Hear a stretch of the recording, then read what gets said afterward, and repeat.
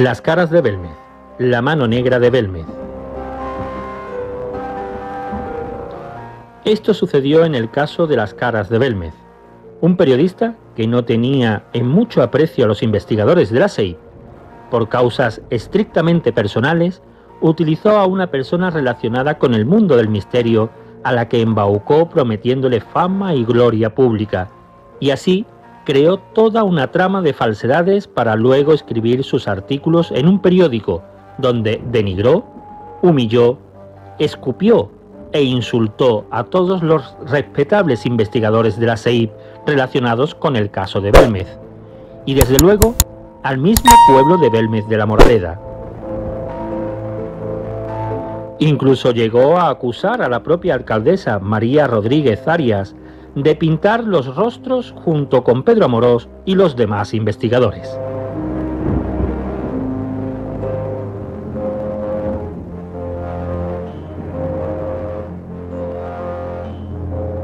Bueno, Fernando, que te doy la bienvenida. Muchísimas gracias. Ya sabes que esta es tu casa. También perteneces a la Sociedad Española de Investigaciones Parapsicológicas, sí, lógicamente, como lo hizo tu padre, como miembro de honor, miembro honorífico de la SEIP, que es. Y bueno, pues sabes el honor que es para mí tener a mi querido Fernando delante, es decir, a mi querido Fernando, que eres tú, evidentemente, y posiblemente allá donde esté tu padre, el gran maestro, don Fernando Jiménez del Oso. Es el que me ha quitado antes el audio porque quería seguramente hablar e interceder, pero bueno. Oye, yo quería daros antes de nada las gracias por esa amable presentación, sobre todo la que ha hecho José David al principio, que cuando ha hablado en esos términos tan positivos dije, pues me han saltado, van a meter a otro ponente antes que yo, porque no me siento merecedor de tan bellas palabras. O sea que muchísimas gracias. Y ya sabéis que como siempre yo en la SEIP estoy en casa. Fernando, qué felicidades, ¿eh?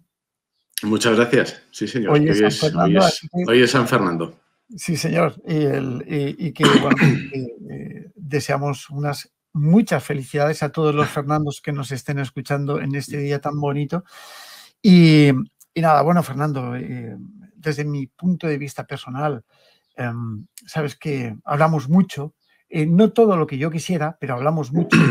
Sí. De vez en cuando me suena el teléfono, hola Pedro, y digo, hombre, don Fernando, y nos tiramos horas hablando de nuestros asuntos, ¿no? Yo recuerdo que eso lo hacía muchas veces con tu padre, fíjate, y no sé si te lo he comentado, yo sé que sí, que lo hemos hablado muchas veces, ¿no? Y de vez en cuando me sonaba el teléfono, pues, y hola Pedro, ¿qué tal? Sobre todo en determinadas horas muy puntuales, ¿no? Y fíjate que, aunque no te lo haya comentado, sí que hay un reflejo ahí muy grande. Por eso yo creo que tengo aquí un libro, que es El legado del oso. Es tu última creación, un libro muy bonito, un libro muy entrañable, que tiene mucha cosa escondida. Sí. Un libro que no deja impasible a nadie que lo lee, sobre todo en una cierta época.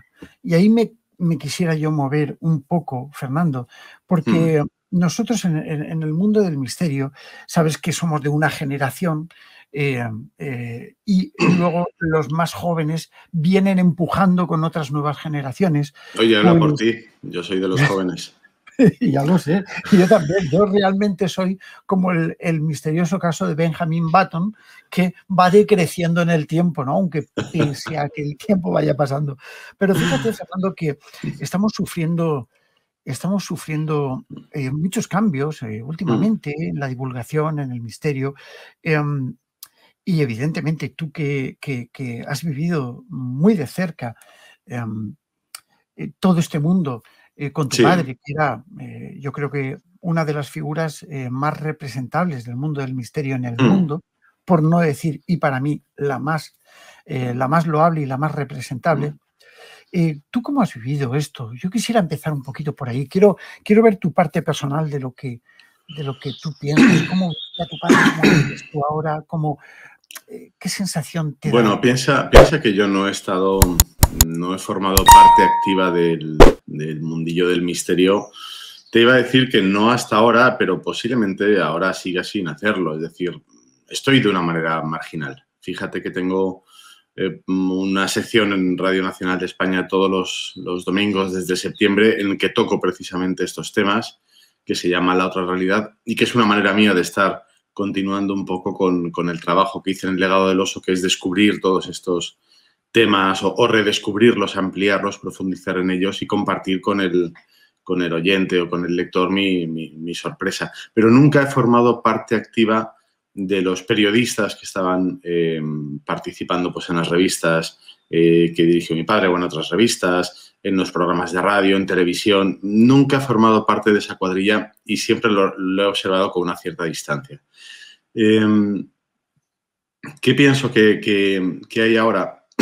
Bueno, a mí me ha sorprendido, por una parte, cuando yo andaba para escribir el libro del Legado del Oso, iba revisando muchos programas antiguos de mi padre, desde la época de Radio Televisión Española hasta los últimos que hacía en Canal Nou, que esos tú los conoces muy bien, los de La Otra Realidad.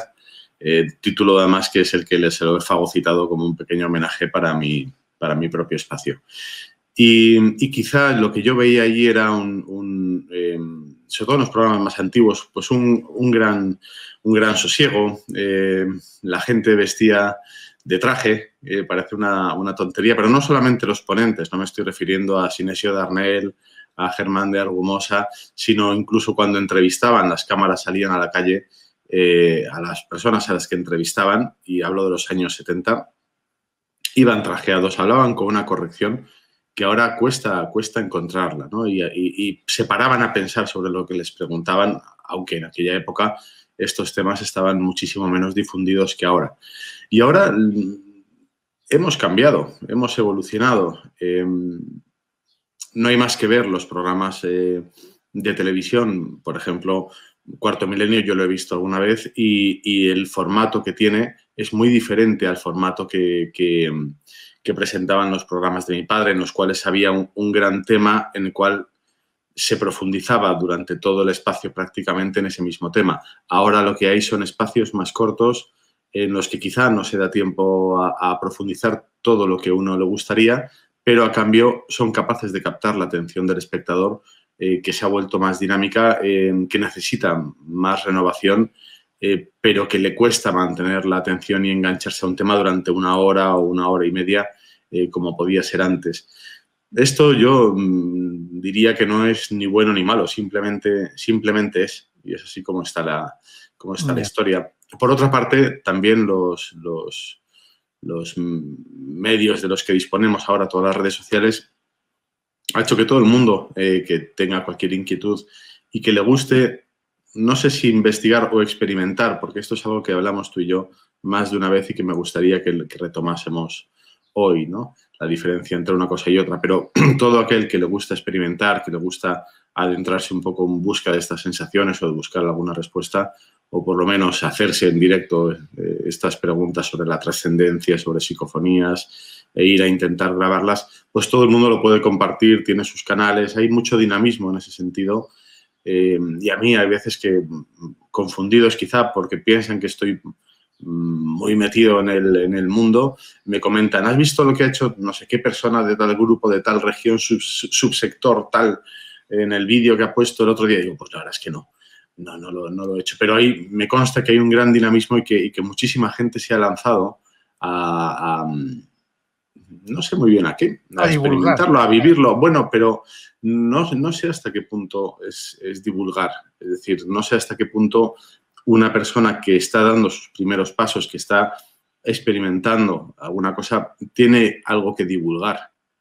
Es decir, por ejemplo, lo que hacía mi padre, yo pienso que no era un investigador, por lo menos de manera general, era un divulgador, pero un divulgador que consistía en que él tenía una cierta experiencia sobre los temas, pero se rodeaba de esos investigadores que conocían un tema en profundidad, lo preparaba él con cierta profundidad y entonces sí que estaba en condiciones de divulgar todo eso a los demás, cosa que yo creo que es en lo que se basa su trabajo de los más de 30 años que estuvo en medios, ¿no? Desde con las revistas, los libros, radios y, por supuesto, la televisión. Entonces, no sé si las experiencias privadas, de las que tantas veces vemos cosas en redes sociales, es el mismo tipo de divulgación. Pero bueno, por lo menos sí que me gusta ver que es algo que ha calado en la gente, ¿no? Que muchas personas se hacen esas preguntas, están abiertos a ver qué hay más allá de lo cotidiano, y yo creo que eso es uno de los objetivos que mi padre quizá inconscientemente pudo tener a lo largo de su carrera. Digo inconscientemente al principio, pero yo creo que después era el consciente de ese papel que estaba jugando. Por eso el nombre de esos programas, ¿no? Más allá, La Puerta del Misterio, La Otra Realidad, todo invitaba a adentrarse un poco más en esos espacios que quedan más alejados de lo cotidiano, pero que son tan reales como lo que nosotros experimentamos cotidianamente, pero que son muy interesantes. Entonces, las personas ahora mismo, yo veo que hay mucha gente, mucho movimiento, de gente que ya no se plantea si eso es real o no, sino que simplemente está ya deseando acercarse a ello y empaparse. Que esto ocurra. Mira, una de las cosas que yo he aprendido, sobre todo en la realización de Aventura del Misterio, del canal mío de YouTube, es que me doy cuenta del dinamismo. El dinamismo es fundamental hoy en día. Lo que era esa pauta tipo de los programas que hacía tu padre, ¿no? Como por ejemplo La Puerta del Misterio, que se sentaba allí con su cigarrillo y que, bueno, que mantenían esas conversaciones y esos coloquios tan sumamente interesantes y que tanto aportaban, ¿no? O incluso en los programas que yo he participado con él, porque yo recuerdo que para realizar La Otra Realidad, que grabamos muchos más programas de los que se emitieron con Antonio, imagino que te acordarás, ¿no? Sí, tanto. Y bueno, pues recuerdo que bueno, el fundamento era la conclusión. Por eso yo de ahí aprendí una de las grandes frases de tu padre, y era que saquen ustedes sus propias conclusiones, ¿no? Sí. Y la adopté y se lo dije así. Y yo le dije, Fernando, esta frase me va a acompañar el resto de mis días. Y creo que lo estoy cumpliendo, no sé si queriendo o sin querer, pero es que forma parte un poco de mi forma de pensar. Entonces, Fernando, yo veo esta reflexión que tú has hecho súper correcta, ¿no? Sé que los tiempos han cambiado. Hoy en día es todo mucho más dinámico.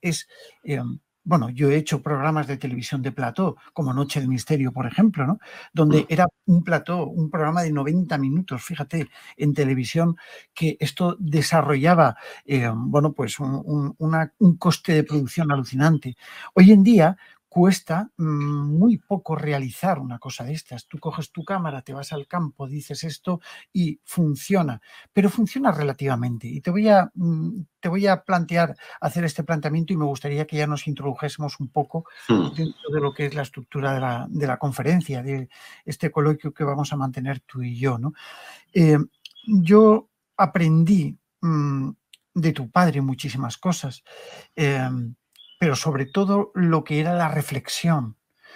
Tu padre tenía en ese sentido ese poder de captar la atención para hacerte reflexionar.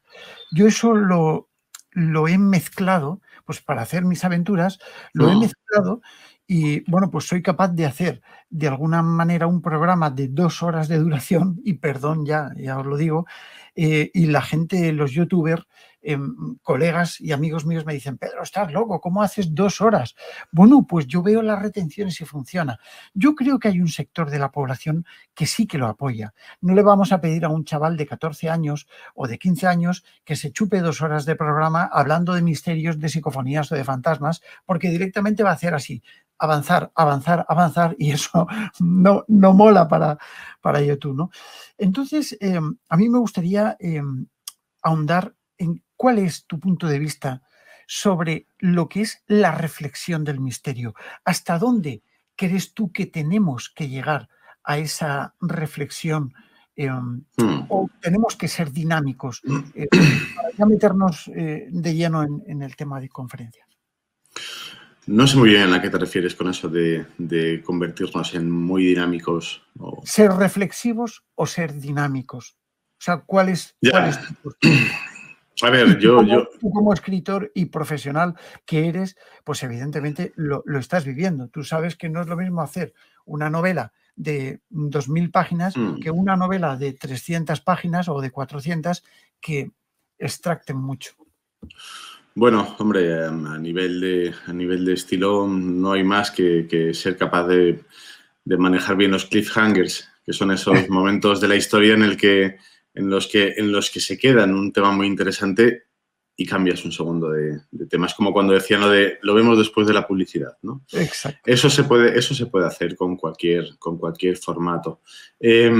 A ver, yo pienso que lo interesante de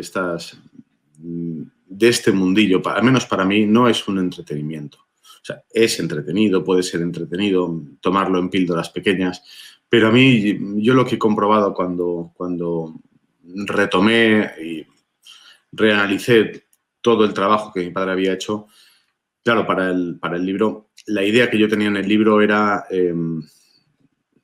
utilizar o seguir ese pequeño gancho que me manda mi padre y que es tratar de averiguar cuál es el mayor misterio al que él se enfrentó a lo largo de toda su carrera. Entonces, yo voy buscando con cada uno de los grandes temas, con el fenómeno OVNI, con las culturas antiguas, empezando por Perú y siguiendo, por ejemplo, por Pakistán y las del Valle del Indo, con el tema de la parapsicología, con el tema de los enigmas de la mente humana desde un punto de vista ya más profundo. Las experiencias cercanas a la muerte, incluso. Bueno, experiencias cercanas a la muerte, la trascendencia, el tema de los fantasmas, apasionante, por supuesto, y de los mediums.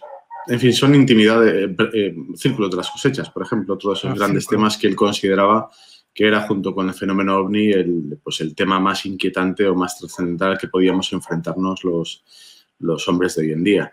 Pero sigue siendo igual. Y lo sigue siendo. Entonces, lo que te quiero decir es que yo lo que he ido comprobando, al verlo de una forma unitaria, todos esos programas, todos esos años, es que había importantes hilos de conexión entre unos temas y otros. Es decir, cuando tú tratas un solo tema en un programa, quizá puedes profundizar en él, pero no puedes ver esas relaciones, esas conexiones que hay entre un tema y otro. Si lo haces en plan buscando un poco el entretenimiento en píldoras más pequeñas, ya ni siquiera alcanzas eso. Bastante tienes con contar, por ejemplo, ahora con todos los temas que está viendo la revolución que estamos viendo con el fenómeno OVNI, con este congreso, perdón, este informe que estamos esperando para el Congreso de los Estados Unidos. Bueno, si tú te quieres acercar a eso en una dosis corta, solamente podrás como mucho explicar en detalle el vídeo último que se ha viralizado, que se ha filtrado, pues el que se captó desde el buque USS Omaha, en el cual había varios objetos no identificados, uno de los cuales tenía capacidad transmedio y todo. Bueno, quizá te quedes ahí, pero no puedas relacionarlo con vídeos anteriores, con las declaraciones que están haciendo desde Obama, al exdirector de la CIA, a otras personalidades importantes del gobierno de Estados Unidos. No puedes relacionarlo con otras desclasificaciones que hubo antiguamente. Por ejemplo, yo estoy recordando para el libro, me encontré pues esto mismo que está sucediendo ahora con tanto revuelo en Estados Unidos, pues eso lo hizo Brasil en los años 80. Claro. Salió la cúpula militar de la Fuerza Aérea en una mesa ante toda la prensa, contando que los casos que habían tenido de avistamiento sus pilotos, en los cuales habían interactuado con las naves, eran auténticos. Bueno, eso estaba ahí. Entonces, ir profundizando en toda esta cuestión no se consigue, en mi opinión, en estas píldoras tan pequeñas, ¿no? Y cuando abordas los grandes temas, te vas dando cuenta que las líneas que separan unos de otros son prácticamente inexistentes. Todos forman parte de una gran realidad. Es que es así. Todos son diferentes aspectos de una sola realidad. Entonces, empiezas a hablar de la toma de la ayahuasca y del Santo Daime en Brasil por mi padre y por Juanjo Benítez, con el viaje astral que tuvo él, y puedes estar hablando inmediatamente de experiencias cercanas a la muerte, en la cual hay esa percepción, esta corpórea de la persona que está falleciendo. Entonces, estás abordando a lo mejor pues la posibilidad de una mente inmaterial. Te metes con los temas de parapsicología, todos los experimentos en un ambiente más o menos académico, que han tenido que ver pues, con la telepatía, con la telequinesis, con otros muchos procesos. De ahí puedes ahondar en lo que es en el estudio actual de la mente por parte de la ciencia y darte cuenta en lo verde que está, ¿no? Que se ha derivado todo al cerebro, a lo mecánico, y te encuentras casos, a poco que busques en la bibliografía médica, de personas que no tienen apenas cerebro, es decir, que han sufrido,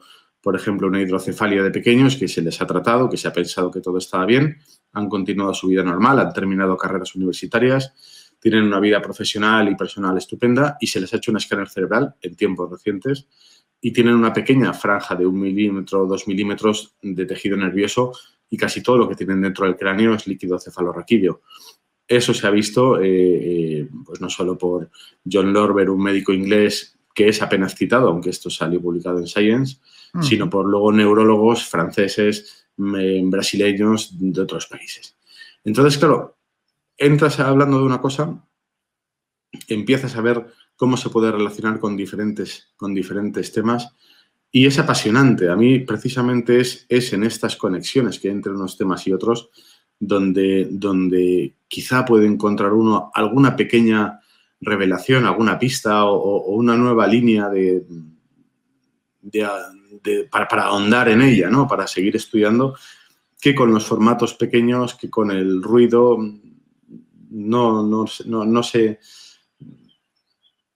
alcanza, ¿no? Yo me entretiene ver una persona que está entrando en una casa abandonada para grabar una psicofonía, pero me interesa más posiblemente si esa persona lo ha hecho durante varios años y tiene conclusiones, tiene unas cuantas psicofonías depuradas, exactamente, y más si ha tenido la precaución, pues bueno, de ir haciendo un registro de las circunstancias que concurrían en cada una de las grabaciones para poder ahondar, porque a lo mejor encontramos, yo qué sé, que los martes es el día en el que en aquel lugar es cuando más ocurren, y cosa que si no hemos tenido la precaución de ir apuntando todos los elementos o sucede cuando hace 26 grados, yo qué sé.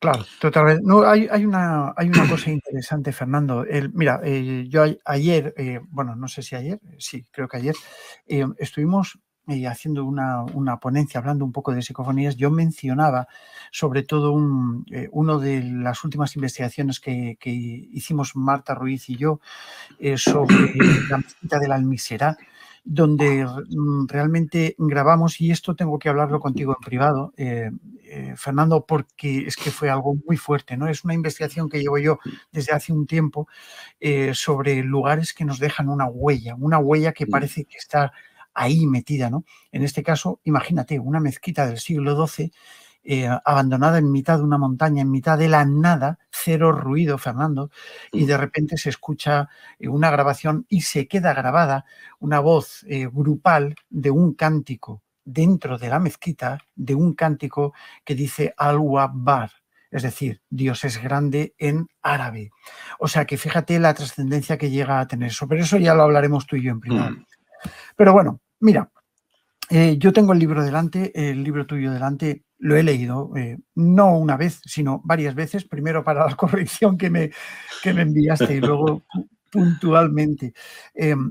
Aquí hay nombres para mí muy importantes, como por ejemplo Juan José Benítez, Nacho Ares, Lorenzo Fernández, lo leo por orden. Sí.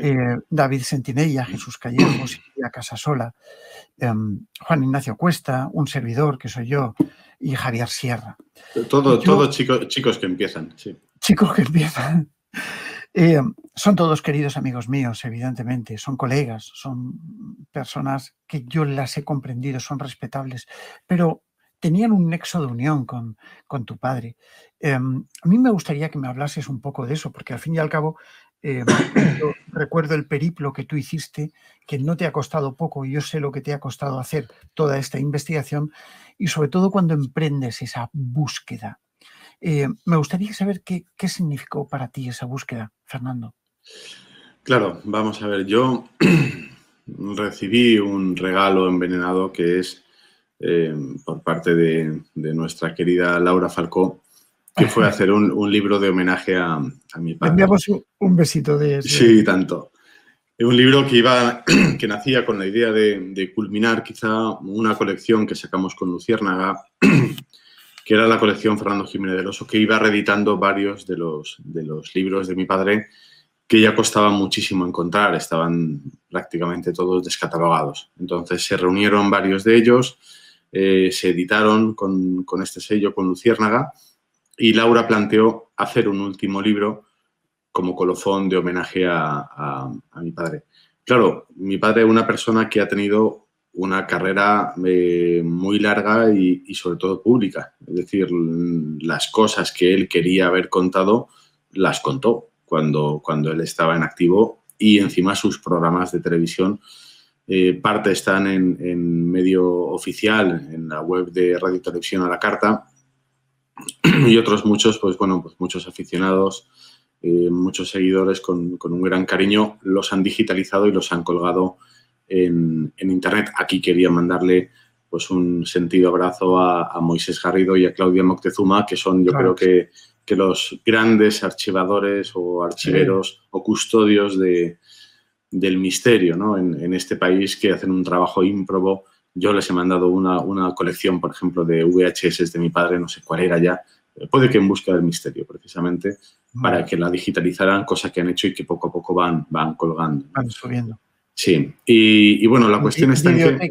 Videoteca de lo insólito. Sí. Os lo recomendamos a todos. Y tanto. Además son francamente encantadores y dispuestos siempre a ayudar y a conseguir ese dato que te hace falta para lo que tú puedas querer. Bueno, la cuestión está en que yo, claro, me di cuenta que yo no podía responder a esa pregunta que me hacía mi padre de cuál era el mayor misterio al que él se enfrentó, por la sencilla razón de que yo no conocía lo suficientemente bien a mi padre como para responderla. Es decir, yo conocía a mi padre, pero no conocía realmente a Fernando Jiménez del Oso.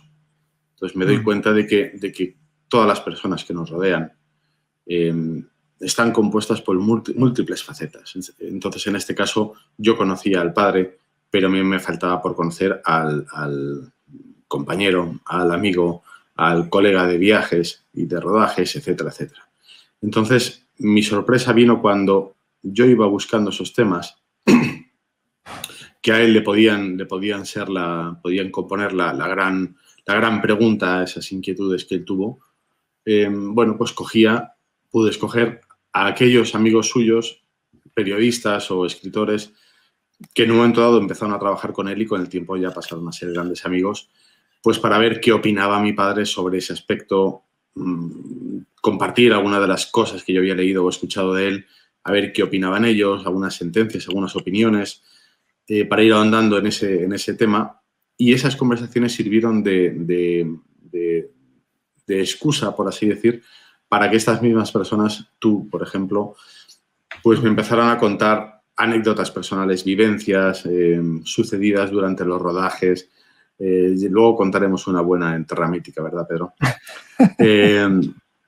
Diferentes historias, diferentes aspectos más personales de su relación que a mí me fueron ilustrando, me fueron enseñando a ese Fernando Jiménez del Oso que estaba más allá de mi esfera familiar como simple hijo, ¿no? Entonces, bueno, para mí supuso este libro hacerlo gracias a estas entrevistas que generosamente me habéis concedido todos los colaboradores, pues yo he podido recomponer el que ha sido el gran misterio para mí, que ha sido precisamente quién era mi padre, ¿no? Quién era mi padre, pero como ser humano, como hombre, ¿no? Yo creo que es un proceso que todos los hijos en algún momento u otro pues tenemos que abordar. Es quizá cuando uno ya también es un poco maduro, uno tiene hijos, pues empiezas a ver a tu propio padre de una manera diferente, le empiezas a comprender, empiezas a entender algunas de las cosas, pero sobre todo eres capaz de conocerle. Eres capaz de conocer trascender el personaje.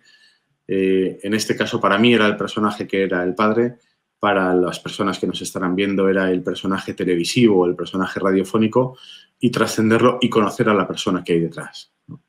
Y ese viaje, claro, es tremendamente emotivo. Yo creo que muchos, y así me constan por mensajes que voy recibiendo a través de mi correo electrónico referentes al libro, pues bueno, es un viaje que no he sido yo ni mucho menos el único en recorrerlo, ¿no? Pero a mí en este caso me resultó fascinante porque también me abrió la puerta a toda esta componente del legado del oso, un legado que yo recibo, que a mí yo me veo obligado a asumir y a incorporar de una maldita vez, con la excusa del compromiso que he adquirido al escribir el libro, pero que una vez que lo hago, que una vez que paso esa iniciación, porque este libro, El legado del oso, es realmente un camino es un sendero de iniciación, exactamente. Sí, sí. Y te lleva a lugares donde no sé si están las respuestas, pero sí que estás tú en disposición de seguir haciéndote las preguntas, ¿no? Mira, y para mí... Sí, perdón. No sé si se ha quedado un poco congelada la imagen de Fernando, justo cuando le... Me ha transformado. Es decir, yo no soy... Al empezar a escribir este libro, que al terminar de hacerlo, y buena muestra es lo que llevo haciendo ahora en radio. Es decir, lo normal hubiera sido para mí, después de un tiempo de recomposición, pues haberme metido con otra novela que la tengo esperando. Y sin embargo, mira, me apeteció seguir compartiendo mi asombro por las cosas que iban sucediendo a mi alrededor, lo que hemos comentado, por ejemplo, del fenómeno OVNI tan reciente que estamos viendo, pues para continuar con un poco con esta transformación que ha supuesto el libro y esta apertura de mente, ¿no? de darme cuenta de hasta qué punto la realidad es más compleja de lo que sospechamos y hasta qué punto están las cosas relacionadas entre sí. Y luego también para intentar acercarme y palpar ese muro que hemos comentado en muchas ocasiones, y no soy yo el primero ni mucho menos, que parece que está ahí con todos estos temas. Es decir, puedes ahondar en ellos, puedes avanzar en el tema, por ejemplo, de la trascendencia, de cuando te metes con la transcomunicación, recibes esos mensajes, no sabes muy bien de dónde, intentas mejorar la comunicación, recibes datos técnicos de sintoniza en tal frecuencia para intentar mejorarlo, pero llega un momento en que tocas como una barrera. Es decir, es una barrera que no es dura, no te chocas contra ella, pero es blandita, pero está ahí, no se mueve, no cede ni un milímetro, ¿no? Y pasa eso con otros muchos temas, con el fenómeno OVNI, con otras muchas cuestiones. La verdad, Fernando, es que es un verdadero lujo tenerte. Es un verdadero lujo tenerte aquí. Tú sabes que tú y yo somos amigos y que hemos hablado mucho y muchas veces, ¿no? Pero tenerte aquí y poder disfrutar de esa esencia, de ese camino iniciático en la búsqueda de comprender a tu padre, ¿no? En ese sentido es un verdadero lujo y un verdadero honor, ¿no? Algo que se separa un poco de lo que es la amistad que ya tenemos, evidentemente, desde hace muchísimos años. Y que oírte hablar me recuerda un poco la figura de tu padre. Claro, es que me he dejado alba y me están saliendo bolsas en los ojos, pues. No, te lo estoy diciendo de corazón y no seas pip, que luego todo se sabe. Pero bueno, el caso es que está ahí. A mí me gustaría, Fernando, no sé si has tenido en esta búsqueda alguna anécdota curiosa, alguna anécdota interesante que poder contarnos ahora para, no sé, hacernos alguna idea, si has sufrido algún tipo de hecho anecdótico, de cosa curiosa que te haya ocurrido en este camino. Hombre, mira, me gusta que me lo digas porque quizá ahora, 2 años después o 3 años después de la entrevista que tú y yo tuvimos, me puedas decir si has analizado una santa vez la grabación de tal entrevista que tú tienes, porque curiosamente, claro, no sabrán los que nos ven, pero tuvimos una psicofonía. Claro, yo llevaba una pequeña grabadora con mi guión, mis preguntas para base, para tener, bueno, pues poder guiarme por la conversación que quería tener contigo. Tú también estábamos en tu mazmorra laboratorio donde estás ahora, sí. Y entonces empezaste a enchufar todos los aparatos, bajaste las luces, encendiste la pipa, aquello, y para crear la atmósfera adecuada. Y tuvimos una psicofonía. Apareció. Yo estoy convencido de que la hemos tenido, pero aquí don Pedro Amorós no ha tenido tiempo en 3 años de escuchar ese momento concreto. Pero era muy curioso porque estábamos hablando de algo que comentamos, que hemos avanzado antes, y era esa diferenciación entre investigar y experimentar. Y tú me comentabas que mi padre sí había quizá investigado con el tema de la Ouija, por ejemplo, que él había hecho muchísimas sesiones, le encantaba. Yo creo que también por esa componente social que tenía de reunirse con unos amigos concretos de una manera regular y después de cenar, pues tomarse una copa de whisky mientras van entrando en situación, meterse con una sesión, etcétera, ¿no? Y que luego con las psicofonías, por ejemplo, con la transcomunicación, que quizá él no lo había investigado tanto, dice, pero sí lo ha probado, sí ha experimentado. Y me dijiste tú, es que hay una diferencia grande entre experimentar e investigar. Exacto. Y ahí salió una psicofonía que dijo, ojo, sí. solamente eso. Yo decirte, primero, dar una explicación al por qué. Nosotros nos sentamos un día a las 4 de la tarde y nos levantamos a las 4 de la mañana. Esto la gente no lo sabe y este micrófono que vosotros veis aquí estuvo grabando todo. Es decir, desde las 4 de la tarde hasta las 4 de la mañana que conservo esas grabaciones y quiero estudiarlas muy bien. Quiero estudiarlas muy bien porque... Tómate tu tiempo, Pedro. Sí, bueno, hemos tenido un tiempo ya, pero sí, es verdad. Y quiero estudiarlas muy bien porque para mí es importante. Hay cosas que saldrán, hay psicofonías que ya he detectado en ese proceso que estoy viendo y que, por supuesto, esa psicofonía que tú haces alusión se escucha perfecta y claramente. Ojo, y se escucha. Hay una gran diferencia entre experimentar e investigar. Y sí, yo creo que hoy en día hay mucho experimentador y hay poco investigador. Y es necesario que todos investiguemos. Esto es una pauta, una pequeña pinceladita que dejo yo de mi propia cosecha. Necesitamos ahondar un poco más en la investigación.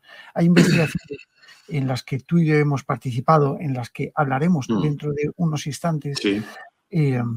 En la que, bueno, sabes que yo llevo 24 años investigando de mi vida, nada más y nada menos, como es el caso de las caras de Belmez, ¿no? Un caso que nos ocupa y que precisamente, bueno, pues tuve la suerte, el honor, el gusto de verte investigar con nosotros, más que como parapsicólogo, como biólogo. En este caso, bueno, pues realizaste un estudio y tenías un equipo de gente a tu cargo de la Sociedad Española de Investigaciones Parapsicológicas que iban desarrollando lo que tú más o menos hacías, ¿no? Decías que había que hacerse, ¿no? Sobre todo para estudiar la posibilidad y descartar otro tipo de cosas, pero eso lo hablaremos ahora. No obstante, Fernando, yo dentro de ese mundo de anécdotas que se viven alrededor de ese camino que tú has vivido, a mí me gustaría que nos contases alguna pincelada curiosa que te haya ocurrido. Esos hechos anecdóticos que dices, ostras, me acabo de encontrar con algo que no sabía o no imaginaba, ¿no? Sí, vamos a ver. Hay dos grandes campos o momentos en los que yo he tenido una gran, iba a decir no una gran revelación, porque a veces las revelaciones trascendentes empiezan por actos que son muy nimios. El más importante para mí, y es casi el motivo real, profundo, de yo haberme lanzado a escribir este libro del legado del oso, para ponerlo en común y compartirlo con todos, tiene que ver con mi propia vivencia con mi padre una vez que él, bueno, pues cruza al otro lado, emprende el viaje o simplemente se muere, como se dice en lenguaje llano. Eso requiere una forma de contarlo y un tiempo que para mí la forma en la que yo me he desenvuelto mejor es a través de la escritura. Entonces, a todo el que quiera saber qué sucede allí y ver si su propia experiencia pues tiene puntos en común con la que he podido tener yo o con otras personas que yo también recojo en el libro, yo le animaría a leerlo porque en este momento es algo quizá demasiado profundo, largo, elaborado como para compartir de esta manera. Pero sí que hay una anécdota más rápida y más espectacular que yo creo que es la que estás buscando, y que fue, bueno, he tenido dos en esa línea. Una que yo creo que comentaremos después, que fue mi iniciación en el mundo de la parapsicología en Belmez de la Moraleda, claro, de la mano de David Sentenella, Pedro Amorós y Pedro J. Fernández, con los que después nos vamos a encontrar en la mesa redonda. Bueno, ya veremos cómo fue mi pequeña prueba de fuego. Pero luego tuve una, a título personal, en casa de mi padre. No sé si te refieres a esa. Un pequeño encuentro que yo tuve, sí. Correcto. Bueno, pues fue algo que en aquel momento no... Y tampoco ahora no le doy más importancia porque con Mindundis no me relaciono. Pero, bueno, consistió en lo siguiente. En la casa de mi padre tenía una habitación que daba al pequeño jardín trasero y era la habitación de invitados. Y yo, bueno, cuando de vez en cuando me quedaba a dormir, me solía quedar en esa habitación. Y entonces, bueno, pues estaba yo durmiendo una de las noches o empezando a dormir cuando de repente oigo un ruido de una llave metiéndose por la cerradura despacio, muy lentamente, de esa puerta del jardín trasero. Vas oyendo, escuchando los muelles perfectamente cómo van entrando y cómo la llave gira, el sonido de la llave que gira en la cerradura, una llave que parece que no es la suya y que hace clac, clac, clac, clac, está tanteando, ¿no? Como si alguien intentara meterle y sacarle un poco la llave para ver si consigue abrir, ¿no? Entonces me asomé a la ventana inmediatamente, sorpresivamente, para intentar sorprender al intruso y no había nadie. Bueno, me metí otra vez. Cuando ya estaba calentito en la cama, ya empezaba a conciliar el sueño. Otra vez, clac, clac, clac, clac, clac, los muelles, la llave que entra. Otra vez intentando entrar, vuelvo a salir, no hay nadie. A la tercera vez ya salgo de mi dormitorio y la puerta tiene un pequeño ventanuco con una reja y cuando estoy escuchando a 20 centímetros la puerta, abro el ventanuco, me asomo y veo que tampoco hay nadie. Le mando a la mierda, cierro, me meto en la cama, vuelve a sonar, le vuelvo a mandar a la mierda, porque ya a esas horas no se bromea, y entonces empiezo a hacerlo en la puerta de mi cuarto. Es decir, oía clac, clac, clac, clac, la puerta o sea, la manija de una simple leva, una simple manecilla de una puerta corriente, y lo estoy escuchando cómo se mueve, cómo suena y cómo se mueve un poco arriba y abajo ese movimiento de holgura que hay antes de abrir efectivamente la puerta. El corazón se me pone a 2000 pulsaciones, me levanto con gran esfuerzo de la cama, abro, no hay nadie. Me asomo la escalera, el despacho de mi padre, donde siempre han pasado cosas, ¿no? Quizá por esa puerta que se queda entreabierta después de incontables sesiones de Ouija. Y miro en un cuarto de baño que hay enfrente, no hay nadie. Me vuelvo a acostar y me lo vuelve a hacer. Me vuelvo a levantar. Ya ciscándome en su madre porque al día siguiente yo tenía que hacer cosas y tenía que madrugar. Abro la puerta otra vez y no hay nadie. Y ya a la tercera, ya estoy otra vez acostado. Estoy tapado, empiezo otra vez a conciliar el sueño y vuelvo otra vez a hacer el ruido, enciendo la luz y veo cómo la manecilla se está girando, como moviendo, como intentando abrir, pero sin hacerlo, ¿no? Solo para fastidiar, para asustar, para obligarte a levantarte. Además esperaba siempre lo que fuera, esperaba que estuviera en la cama, a que estuviera calentito, porque creo que era invierno, el suelo estaba frío, era un suelo de estos de planchas, como de terrazo, de algo así, estaba fresco, y estabas ya en la cama, ibas entrando en ese sueño, y ahí es cuando empezaba otra vez, ¿no? Para fastidiar.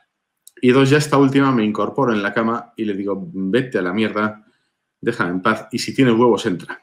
Y efectivamente, se abre la manecilla, la puerta se abrió de un portazo terrible, chocando contra la pared, yo me quedé espantado y ahí fue cuando empecé a perder el pelo y se me empezó a encanecer la barba.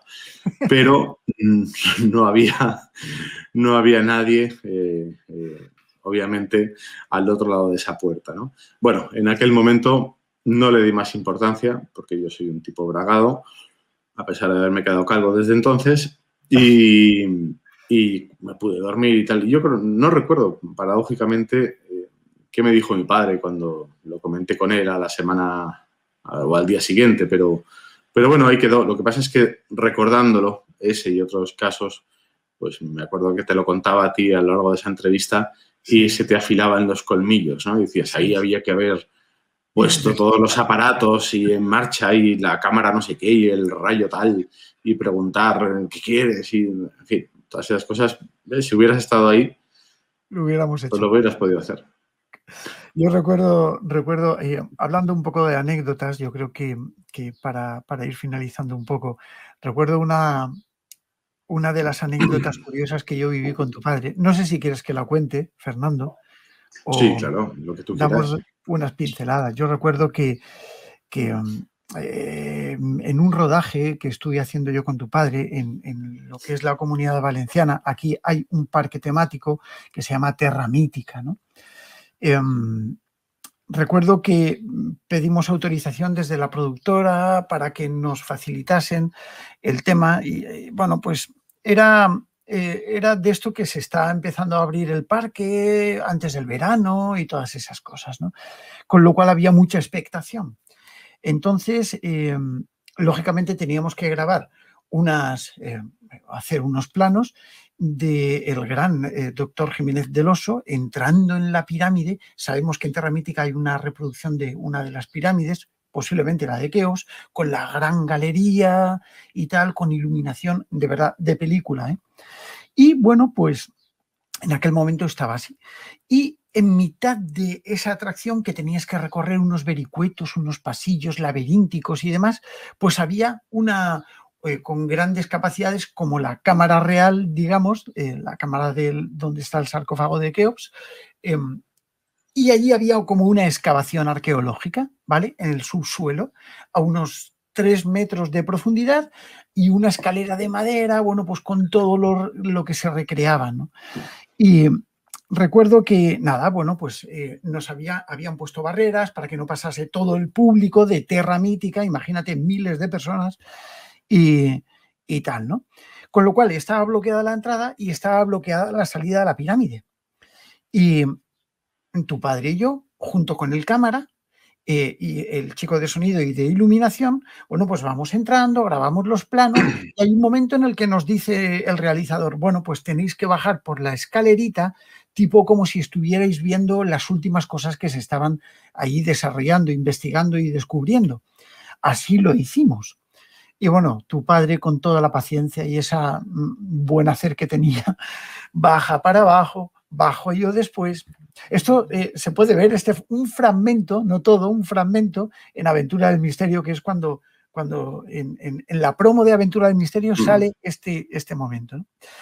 Y casualmente hay un corte de producción, estábamos tu padre y yo bajo esperando las órdenes del realizador y el equipo sale, pero en lugar de salir por la entrada, salen por la salida. Pero espera, cuéntalo bien, porque no solo eso, sino que al parecer la escalera quedaba en plano y sacan la escalerita por la que bajáis, la levantan, la sacan en plano y os dejan atrapados abajo. Y entonces me contabas que de producción salen con la escalera. Exacto. Salen con la escalera de la pirámide y entonces el encargado interpreta que ya han terminado.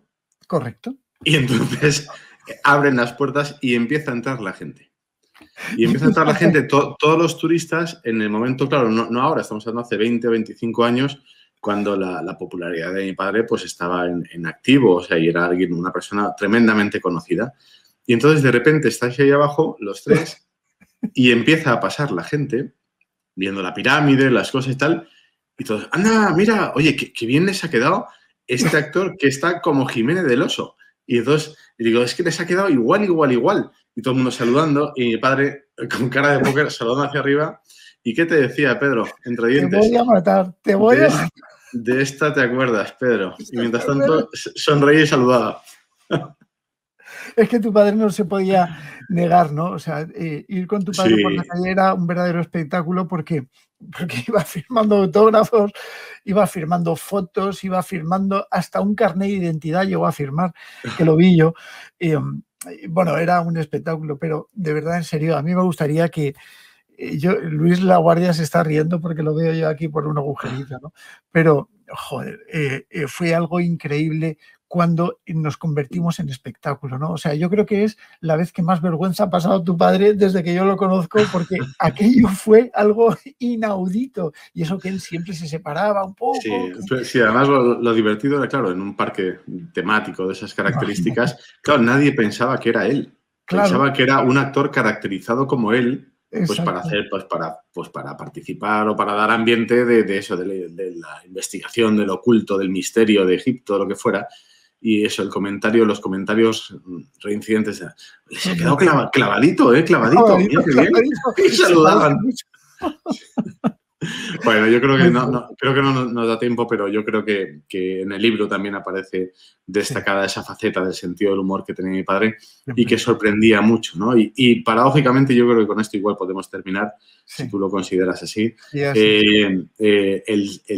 El sentido del humor fue lo que hizo que mi Característica. padre emprendiera la carrera en televisión de divulgación.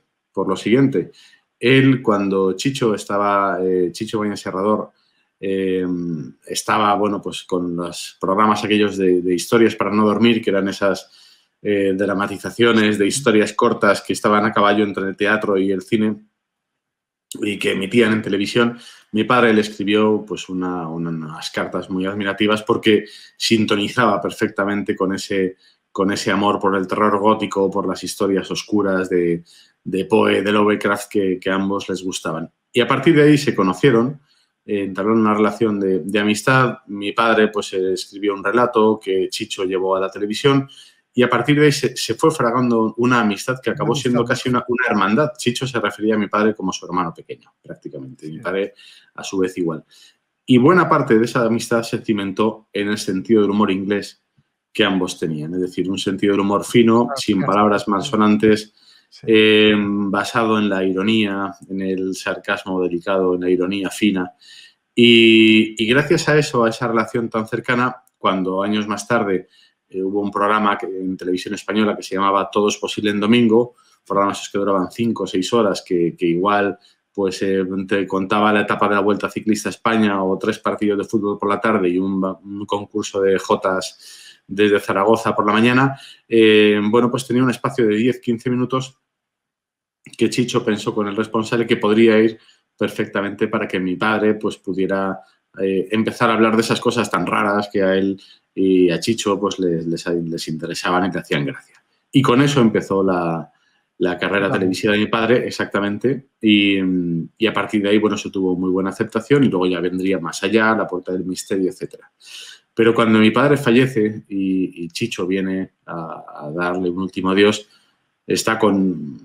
estamos él y yo charlando unos breves minutos, bueno, pues muy emocionados por el momento, y él me dice, tu padre, dice, mi padre y yo una amistad de tantos años, dice, todo un caballero, dice, nunca ni una palabra malsonante, dice, y un sentido del humor, y lo deja en puntos suspensivos, y con esas dos palabras, esas dos pinceladas, hizo una semblanza de él que yo creo que fue muy correcta, ¿no? Todo un caballero, un buen hombre, una buena persona, un caballero y con un sentido del humor que sorprendía a más de uno. Totalmente. En fin, Fernando, el legado del oso para mí es un placer. Es un placer no solamente enseñar este libro que es tuyo, de mi querido amigo Fernando, sino también ver ese legado que mi querido maestro, allá donde quiera que esté, pues nos ha dejado a través de ti. Fernando. Sí que querría, mira, un segundo, enséñalo, muéstralo otra vez si puedes. Sí querría como un pequeño guiño, un poquito más atrás, por favor, más hacia ti, eso es. Un pequeño guiño a los que nos escuchan, a nuestros amigos de la SEIP, que para eso son unos enchufados. Sí que si alguno se anima a leer el libro, quiero que mire muy bien en esta rosa que hay en la faja y después en la contraportada, que la voy a poner yo, hay otra otra pequeña rosa. Esas rosas es un pequeño guiño. No están ahí solamente para decorar. Son un elemento importante a las que me gustaría que prestasen atención cuando surgen en la narración, porque tienen, podríamos decir que constituyen algo tan pequeño y algo tan hermoso como eso constituye quizá una de las claves importantes para ver cuál es el gran misterio al que se enfrentó mi padre. Vaya que sí. Pues desde aquí, querido, gracias. Beso fuerte, beso a la familia de mi parte y creo que nos vamos a ver dentro de muy poquito. Sí, te iba a decir que no te despides tanto, que aquí estamos, empalmamos. De todas maneras, ya sí le das a Pilar un besote y que, bueno, pues se lo doy de tu parte. De manera, en cierto modo, que está ahí siempre detrás de ti y siempre andando. Gracias, querido. Me Un placer. encanta. Gracias a ti. Que lo sepas. Fernando, agradecerte también desde aquí, desde la delegación de Sevilla, pues que hayas estado con nosotros. Hemos pasado un rato buenísimo. Gracias, Pedro, por este rato también. Hay una pregunta de nuestro amigo Jerónimo Martel y yo creo que va dirigido un poco a los dos, porque dice que cómo se vence el miedo en una investigación. Uf. Fernando, tírale para adelante. Bueno, yo diría que el miedo es una cosa fascinante. Para mí es un ingrediente extra, un ingrediente extra muy, muy bien recibido, ¿no? En estas cosas porque es una sensación que, excepto cuando te llega la declaración de la renta o esas cartas que uno recibe de tráfico, pues es algo que se experimenta con poca frecuencia, ¿no? No voy a hablar ya de miedos reales que tienen más que ver a estas alturas de la vida, como todo el mundo sabe, más con visitas al médico que con otras cosas. Pero yo pienso que, y eso lo vamos a comentar después en la mesa redonda de ahora, que el miedo es la primera sensación que viene, pero cuando ese miedo permanece, porque la situación se va alargando, da paso al asombro, da paso a la excitación.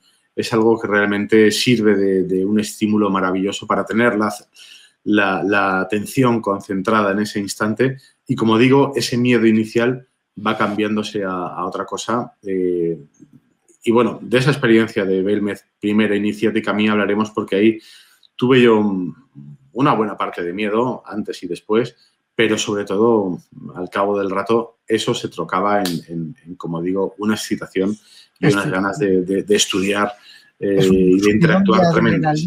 Absoluto. Que te pega.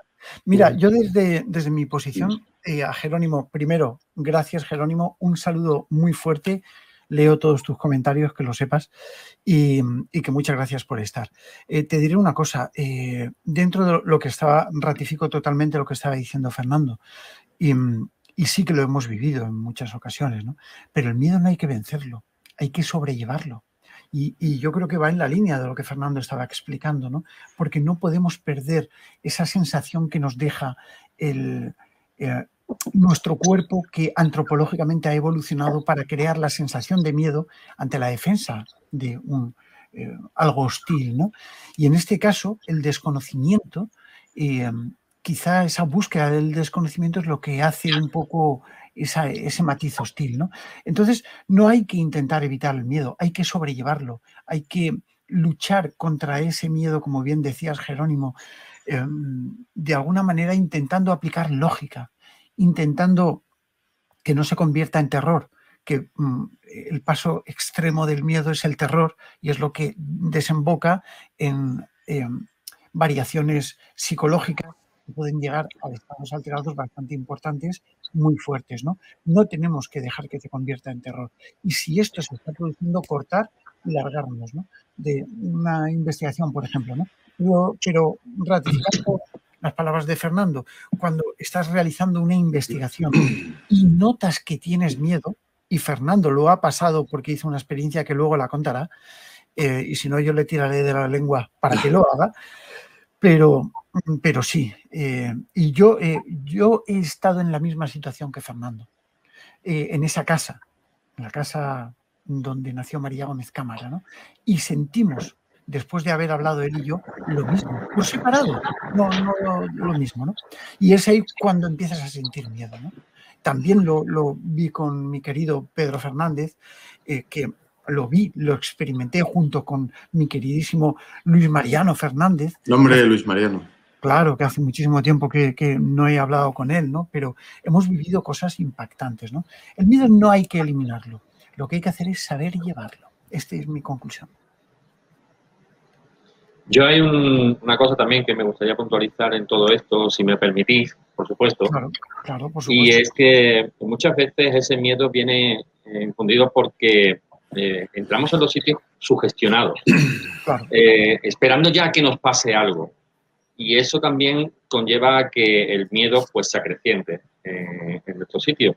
Con lo cual estoy también en la línea tanto de Fernando como tuya, Pedro, y evidentemente pues diría eso, ¿no? Que bueno, esa sugestión que tenemos muchas veces al entrar en un lugar que tiene fama de lugar encantado, pues a lo mejor quizás también pues hace que el miedo se acreciente en estos lugares. A ver, hay una cosa, José David, aprovechando ahora que estás tú aquí, fue una aventura del misterio que grabamos juntos, junto con José David de la Rosa, José David Flores, nuestro querido Francis, un servidor y Dana, nuestra querida Dana, que ayer estaba con nosotros. Ha sido uno de los programas más vistos en la aventura del misterio y precisamente era la gestión del miedo. ¿Vale? Nos fuimos a una casa encantada, Fernando, ahora te lo digo a ti, Fernando, nos fuimos a una casa encantada y allí sometimos a una persona, sometimos, nadie la obligó, lo que pasa es que se llama someter. Esto suena muy mal, Pedro. Sí, y lo dejamos aquí mientras la Policía Nacional entra en tu casa.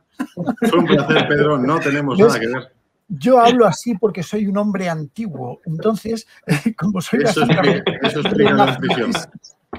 Entonces, claro, cuando yo digo... Llegué a una casa abandonada, sometí a una persona. Claro, pero realmente fue Dana, nuestra querida Dana, no, yo quiero participar y tal. Fue un experimento con una paragnosta, una persona que tenía estados alterados de conciencia bastante habituales y que realmente demostró un paragnosticismo medido en los experimentos de la SEIP en Alfaz del Pi. Bueno, delante de casi 200 personas vimos la capacidad que tenía Dana y así pudimos quedar con ella para que ella fuese sometida a un experimento, ¿no? Ella, evidentemente, sabía todo lo que iba a pasar, ¿no? Pero hubo un momento en el que su estado alterado de la mente, para poder llegar a conseguir ese miedo, tuvimos que crear lo que era un estado sugestivo porque Dana no estaba sola en ningún momento. Éramos 5 personas junto con Selena que no hacía más que acompañar a Dana, que estaba allí, que le enviamos un besito muy fuerte desde aquí a Selena y que ella estaba constantemente encima de Dana para que no tuviese esa sensación extrema, ¿no? Que es el terror. Y así pudimos darnos cuenta de un efecto que ocurrió, ¿no? Y fue precisamente cuando una entidad, posiblemente egregor o posiblemente algo del propio lugar, pues parece que intentó entrar en la pequeña Dana, ¿no? Algo muy increíble y lo que el miedo puede llegar a hacer. Hombre, es cierto que cuando, y ya no hablo por experiencia propia, ¿no? Sino por lo que he podido ir recopilando, al parecer los estados, lo que se llama estados alterados de conciencia, favorecen, son como una antesala o favorecen la posibilidad de sucesos paranormales. Y entre esos estados alterados de conciencia está, por supuesto, el dolor. Quizá eso favorece los encuentros de estos últimos adioses, el beso de esas personas que han fallecido y que vienen a dar un último adiós en esa frontera entre el sueño y la consciencia, pues a los que nos hemos quedado aquí. Y también quizá el miedo sirve de antesala o sirve para crear ese caldo de cultivo perfecto, pues para que se produzcan estas otras cosas que a lo mejor, si estamos totalmente fuera de situación, pues suceden, pero no las prestamos atención, no las vemos o suceden, pero quedan fuera de nuestra percepción. No sabría muy bien cómo decirlo, ¿no? Quizá... Sí, es así. Perfectamente explicado. Pasa con el fenómeno poltergeist muchísimas veces, ¿no? Se habla, claro, no sabes quién está detrás, pero sí que al parecer es importante que haya una persona se vincula muchas veces con un adolescente, ¿no? Alguien que tiene un estado precisamente de conciencia que puede estar tomado por las emociones en un momento determinado y que esa persona canaliza, no sé si produce o canaliza todos esos fenómenos que se producen a su alrededor, ¿no? Y que sin esa persona en concreto el fenómeno no puede manifestarse. Yo creo que quizá el miedo, por eso a mí me parece algo positivo, ¿no? Primero, que además es lo que le da también tanto atractivo a esta clase de experiencias.